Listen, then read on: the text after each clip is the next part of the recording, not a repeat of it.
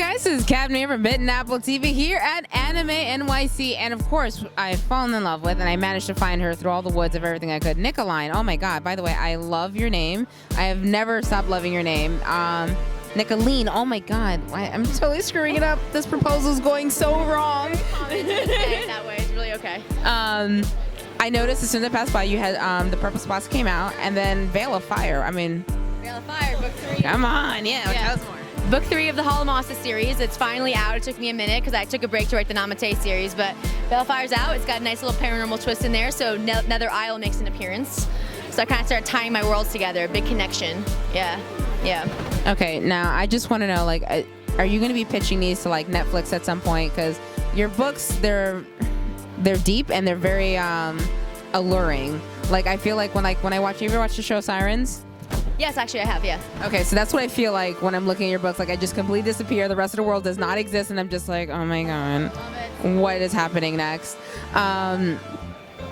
So will you be pitching these over to, like, because if not Netflix, Hello. Yeah. I actually just started doing book trailers with my friends. All my friends, I have really awesome, talented friends. So we put together a book trailer for Heyman's and for Hall of Mosses. Yeah, and at some point I would like to bring them in, give them a visual, kind of give them the lowdown verbally, kind of tell them what they're about, what the potential is. Yeah, I just gotta step by step. 2020, I had big goals for 2020. That'd be one of them. Audiobooks is another one. I have a whole collection of dark fairy tales I'm writing right now. So. Yeah, it just doesn't stop. It doesn't stop. It's a lot going on. Well, no, that's the beautiful part. That was one of the best things that I remembered about interviewing you. That one, you're just so full of life. You're colorful, and then like there's like a pinch of darkness, just right in the midst, just a pinch. It's like they were making cupcakes and like, let's put a little pinch of darkness, and that's pretty much how you were made. That's how it comes across. That's awesome. That's a good. I love that description. I'll take it. I'm gonna run with it. Yeah. So what I want to know is that what can people expect more to find in the Veil of Fire? Without obviously giving everything away, because I want you guys to buy it. Because if you haven't bought it, buy all of the books now. So Veil of Fire, that's book 3 in the trilogy. It does connect to Evo eventually, which I talked about last time, and there will be books in between.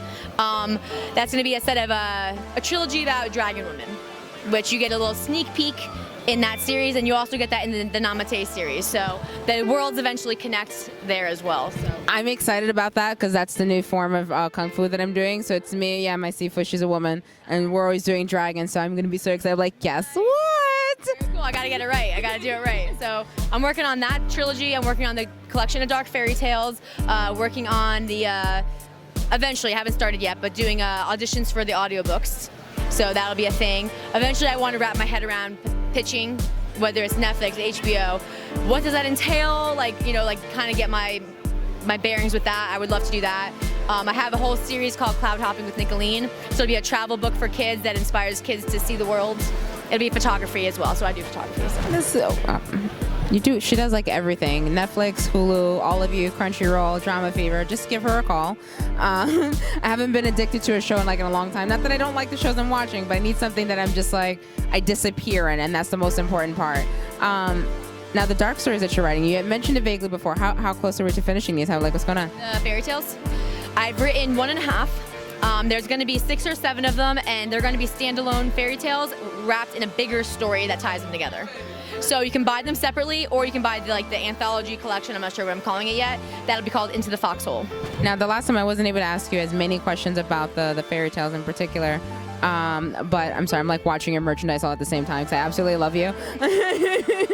Walk away, so yeah. That's how wonderful her work is, but pay for it. But for the fairy tales, would you say this is like Hans Christensen? Or is that what you're changing up, or you were doing our own? Oh, brand new, completely brand new. I'm hoping to have those kind of fairy tales that people they're in their homes and they mean something to people and they're part of people's families, and yeah, that's what I want. And they're positive messages. The first one I wrote is called The Fringe, and it's about creating a welcoming society. So hate groups sometimes are formed because we push people to the fringe, and when they're there, they feel welcomed amongst other people that feel very hateful and bitter. But if we didn't ever let that happen in the first place, we wouldn't have those terrible things happen in the world, possibly, So it's a little look on that. The next one's about depression. It's about a glass soldier and a clock, and him, sometimes one little act of kindness can stop somebody from doing something really sad. So yeah, so they're really positive messages, very heavy, but wrapped in a very fantastical world. I don't think they're heavy at all. I think it's very realistic, and these are topics that kids and even adults have to sort of deal with, you know, when you have a friend who's like going through depression, and having to like know how to manage them. Like I often joke with people, I've had a very intricate life, so I go out of my way to do nice things just because I do understand what it's like. Like you just kind of just need one little thing. Oh, yeah. And the fringe, oh my God. Yeah.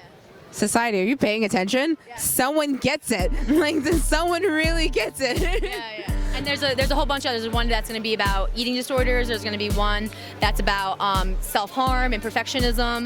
But they're all going to be wrapped in positive messages. And I'm actually thinking the standalone fairy tales will have certain endings, and within the collection, the Into the Foxhole, they might have different endings. Because sometimes reality isn't always a happy ending. So that's actually very true. These are more than just for like kids. This is for like teenagers. There's so many dark stories that I'm pretty sure some people wouldn't want me to tell, but those would have been books that I would have loved to have had the opportunity just to give to friends. Like, there's nothing wrong with you. Don't do that. Don't throw up. Don't do things like that. And oh my God, this is why I keep trying to propose to her, and I get so nervous, and I just know how to act in front of her.